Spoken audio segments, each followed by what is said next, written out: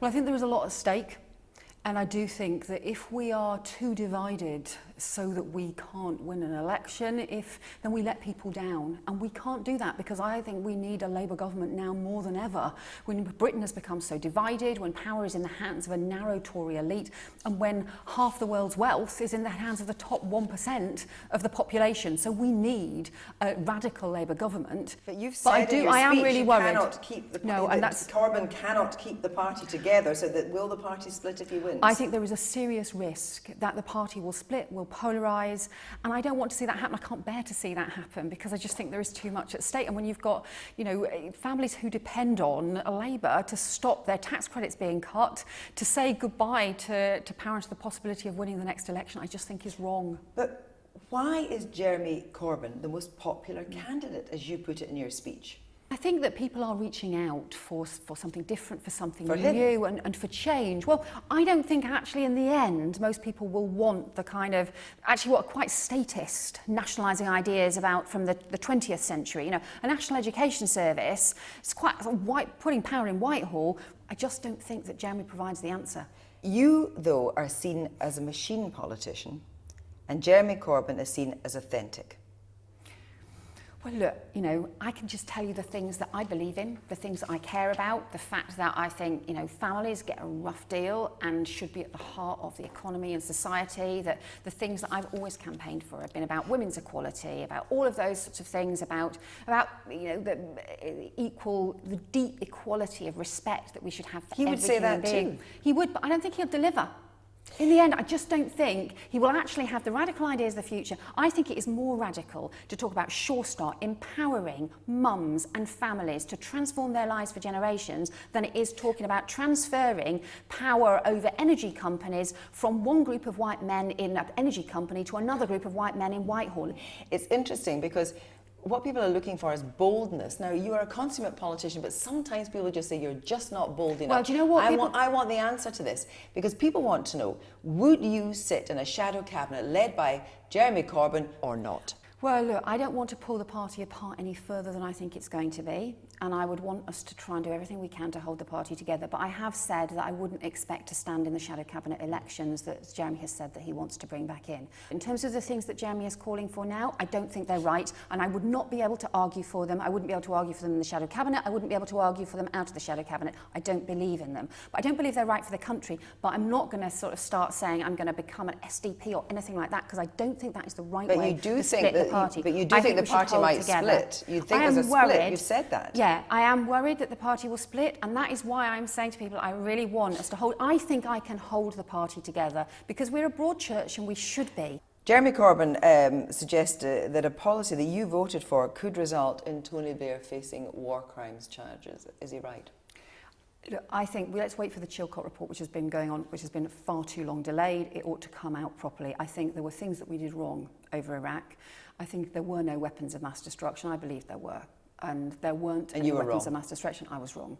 But it wasn't just about the weapons of mass destruction. I think you have to accept that it was the wider strategy, not just the absence of weapons of mass destruction, that was wrong. We have to learn from what happened there, not be paralysed by what happened, but also learn from the fact that actually the wrong decisions were taken. Would you apologise for supporting the war in Iraq? Look, I think that can end up in kind of a whole series of what do you apologise for and what do you don't. I think you have to take responsibility, and I do take responsibility. I made the wrong decision by voting for it, but it was because I believed at the time there were weapons of mass destruction. I was wrong. The figures right now in terms of the opinion polls don't really stack up for you.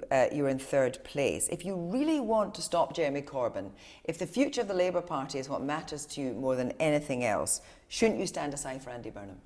Well, I think I am the best chance that we have of both winning this leadership election and also being able to win the general election. So should he stand aside for you? That's what I think it's about. I think, look, in this leadership election, there are different choices that people have. They can put first, second preferences, but I strongly believe that I'm the best way for us to have the chance of being able to stand up to the Tories right now. Well, let's just dig into this, because the MP John Mann called for a single candidate against Jeremy Corbyn. Is he wrong?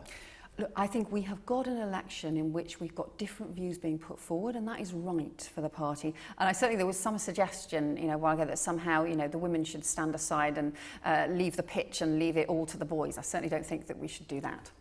I never heard that, but it doesn't. There was some of the briefing that would. It doesn't answer my question, which is, if what you care about more than anything else is the future of the Labour Party, and if it looks like Andy Burnham is in best position as second to Corbyn in these polls, shouldn't you stand aside, make a deal with Andy Burnham for a good job? You know, you don't do this as a way of, as part of deals, but you've got to also be honest enough not to. I'm not going to pretend that I agree with Jeremy about the answers to the country. There's a lot of things we do agree about, you know, tackling homelessness, about human rights, about values, but actually I don't agree with him about the answers, and I'm not going to pretend I do. Explosion in membership. 3 of the 4 candidates have complained about the lack of data on new members.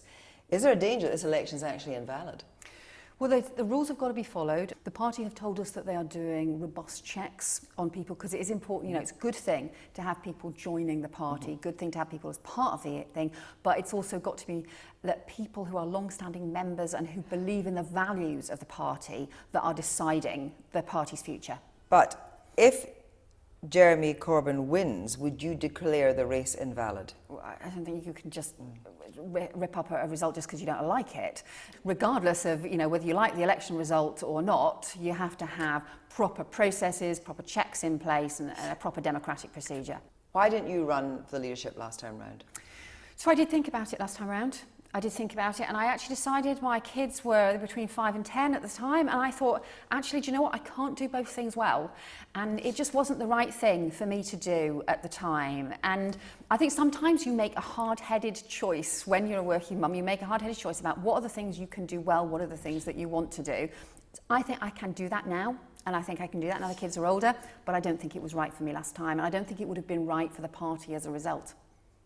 But last time, your husband did run, so he clearly thought he could do both jobs well. Yeah, and he's got a different way of working than me, and he's always had a different way of working, and actually sort of different ways. In some ways, actually, the kind of I find it harder to multitask than Ed does in many ways. So you make different choices. But I'm interested as a feminist why you would think that actually you were better looking after the children at home than he was for a start. Well, do you know, but that's not actually about the choice. I don't think that's about, oh, well, which of us should be at home looking after the kids? Because when you're working, I mean, I was a minister, I was a Secretary of State, so I was doing a really high-pressure job. Having a woman as a leader is not necessarily, of itself, going to be a radical change. Like Margaret Thatcher. It certainly means, as far as you're concerned, that there should be a feminist approach to economics in our society. I'm really not sure what a feminist approach to economics actually is and how you would differentiate it from all the other approaches. When you're thinking about the economy's infrastructure, the things that underpin a strong economy, we've always traditionally talked about roads, railways, transport infrastructure, maybe skills, maybe training. I think we shouldn't just talk about the trains and planes and the boys' toys, actually in a modern economy. But they could be girls' toys too. Surely it's much better to say, let's get women engineers. Yeah, oh, absolutely. So let me come back to that. But I think childcare is something that should be underpinning a modern economy. Universal childcare, and I would scrap the married couples allowance, which I think is unfair and stigmatising, put that money into universal childcare to underpin it. Now, that is, you're right, is about supporting parents, not just women. But it's the right thing to do. If you don't win, and Jeremy Corbyn wins, what will you do? I really hope that won't happen, because I really worry, not actually just for the future of the party, because in the end it's not about the party much as I love the Labour Party. It's about the country and all of the people that we'll be letting down. And I can't walk away. I can't walk away from the Labour Party because I love it. I can't walk away from people who I think we should be standing up for, but I just desperately hope it doesn't happen. And that's why I do think this is a battle, not just for the soul of the party, but is a battle for, you know, for all of the people we should be standing up for. In your speech, you said it would be 5-year-olds spending all their childhood who's under a Tory government. Do you mean then that Labour would be out of power for a generation? That is what I fear, yes. And that is what I just think we have to fight against, because I can't bear the idea of a Tory government just wrecking people's lives for years to come. That is what we have to fight against, because we can offer them a better future and a better, fairer country for our kids to grow up in. That's what we're fighting for. Yvette Cooper, thank you very much. Thank you.